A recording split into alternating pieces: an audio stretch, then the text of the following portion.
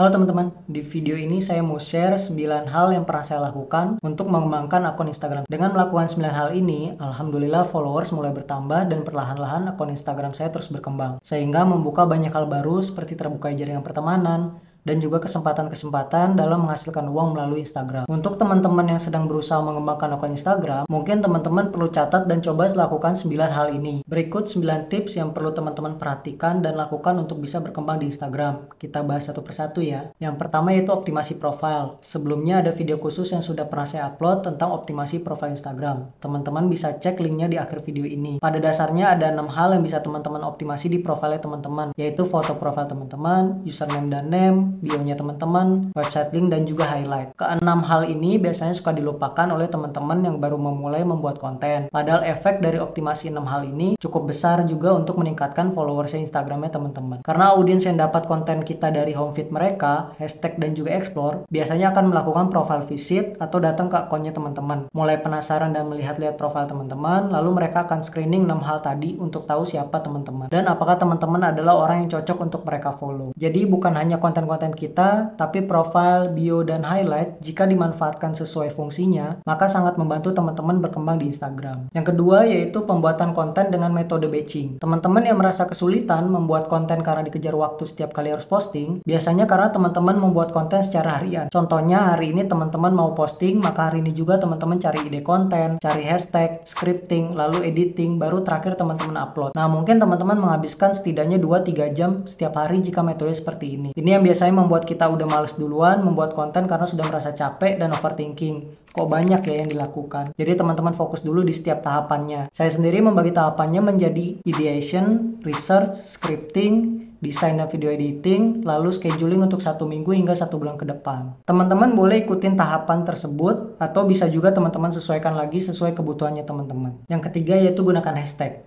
Fungsi hashtag sangat penting. Dengan menggunakan hashtag, artinya kita membantu memberitahu algoritma Instagram informasi apa saja yang ada di konten kita, dan juga membantu algoritma untuk mencocokkan konten kita dengan audiens yang minat dengan konten kita. Untuk itu, hindari menggunakan hashtag yang tidak relevan dengan isi konten kita, karena membuat konten kita ditampilkan ke audiens yang tidak tepat. Contohnya, jika teman-teman memiliki konten tips produktivitas, sebaiknya gunakan hashtag seputar produktivitas, karena audiens yang menyukai topik tersebut tentu akan mencari hashtag-hashtag seputar produktivitas, bukan hashtag lain seperti fitness atau keuangan. Tips dalam menggunakan hashtag yaitu teman-teman bisa siapkan 5 grup hashtag. Satu grup bisa 15 hingga 30 hashtag. Dari 15 sampai 30 hashtag ini teman-teman bagi berdasarkan besarnya hashtag tersebut. Contohnya jika teman-teman pakai 15 hashtag, teman-teman bisa bagi 5 hashtag dengan jumlah 1 juta post ke atas, 5 hashtag 500.000 ke atas, dan 5 hashtag lagi 100.000 ke atas. Lalu coba teman-teman gunakan bergantian grup tersebut setiap hari. Setelah 1 bulan, lihat insight dari konten yang sudah teman-teman posting. Coba analisa grup mana yang memberikan impresi hashtag paling banyak. Teman-teman juga bisa tempatkan hashtag di 2 tempat, yaitu bisa di komen atau di deskripsi. Untuk mencari hashtag, teman-teman bisa menggunakan tools untuk generate hashtag, seperti meta hashtag, Flick, display purposes, atau inflect. Beberapa tools yang berbayar seperti Flick dan meta hashtag memiliki fitur DAPC, yaitu melihat rata-rata harian post konten di hashtag tersebut. Kalau DAPC terlalu banyak, misalnya 200, maka jika dibagi ke jumlah rata-rata jam kerja, misalnya 16 jam, maka rata-rata yang menggunakan hashtag tersebut yaitu 12 hingga 13 konten per jam. Sehingga ketika kita post konten dengan hashtag tersebut, bisa jadi konten kita akan cepat tertimpa konten orang lain. Sebaiknya gunakan hashtag yang memiliki rata-rata post per jam kurang dari 10. Ada juga average like, di mana teman-teman bisa cocokkan rata-rata like yang diterima di konten yang pakai hashtag tersebut mirip dengan like yang diterima di kontennya teman-teman atau tidak. Misalnya rata-rata teman-teman dapat 50 hingga 100, maka cari yang average like-nya antara 70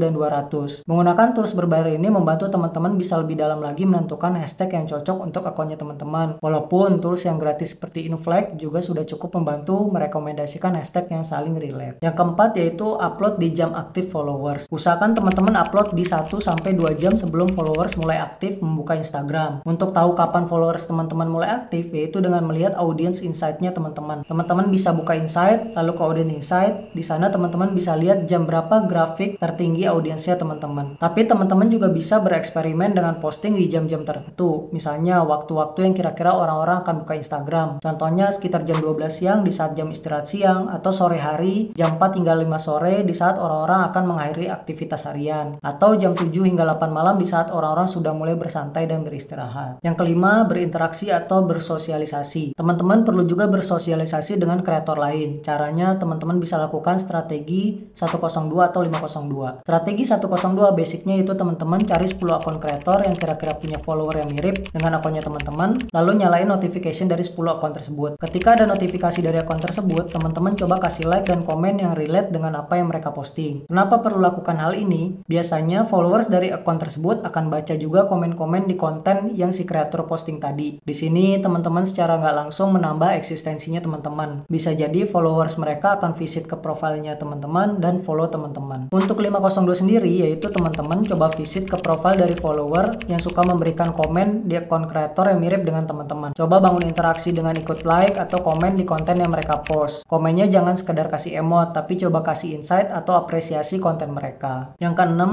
share konten atau karya kreator lain di story. Dengan share konten atau karya kreator lain di story teman-teman, maka kreator tersebut akan notice dan senang karena kontennya kamu share. Ada kemungkinan di lain waktu konten teman-teman juga akan di-share di story-nya mereka. Dengan konten teman-teman di-share di story-nya mereka, ada kemungkinan followers mereka akan penasaran konten siapa yang di-share dan klik konten teman-teman tersebut. Lalu followers datang ke profile teman-teman dan meningkatkan kemungkinan untuk follow akunnya teman-teman. Yang ketujuh yaitu analisa insight. Analisa dan audit insight dari konten yang sudah teman-teman posting minimal 2 minggu sekali. Caranya yaitu teman-teman buka akun insight, lalu ke konten you share. Teman-teman bisa sort sesuai kategori yaitu akun engage, akun reach, dan share. Sort dari yang memiliki performance yang tertinggi. Setelah teman-teman tahu konten mana yang memberi impresi cukup bagus, cobalah untuk brainstorm lebih dalam lagi topik konten tersebut. Atau teman-teman bisa repurpose konten tersebut dan tambahkan lagi value-nya. Yang kedelapan yaitu coba semua fitur Instagram. Fitur Instagram ada banyak, ada post konten biasa dengan format single foto, carousel, atau yang berbentuk video seperti Reels. Lalu ada juga story. Nah, saya saranin teman-teman cobain semua fitur-fitur yang disediakan oleh Instagram, terutama fitur yang baru dirilis, karena setiap sosial media biasanya akan push fitur baru yang mereka rilis. Contohnya seperti Reels kemarin. Yang kesembilan yaitu upload konten secara konsisten. Dengan upload konten secara konsisten, maka reach konten teman-teman akan seperti snowball effect atau efek bola salju. Analoginya, konten hari ini yang teman-teman posting akan reach audience atau followersnya teman-teman. Lalu mereka akan profile visit ke akunnya teman-teman. Dan kemudian mereka akan melihat konten teman-teman yang sebelumnya diposting dan memberikan interaksi seperti like, save, atau share juga konten yang sebelumnya teman-teman posting. Bayangkan kalau teman-teman posting setiap hari secara konsisten, tiap konten yang teman-teman posting juga akan membantu menyumbang impresi ke konten yang sebelumnya teman-teman sudah pernah posting. Karena audiens yang datang juga kemungkinan akan berinteraksi dengan konten yang sebelumnya sudah pernah teman-teman posting. Ini yang disebut dengan efek bola salju. Dan inilah kenapa kita perlu posting konten secara konsisten hampir setiap hari. Kalau teman-teman ingin tahu hal lainnya seputar Instagram, teman-teman bisa lihat video playlistnya yang sudah saya buat. Jika teman-teman merasa suka dengan video ini, silahkan like dan share ke teman-teman lainnya. Silahkan komen di bawah kalau teman-teman punya pertanyaan atau ingin saya bahas topik lainnya seputar Instagram. Semoga bermanfaat dan see you in next video.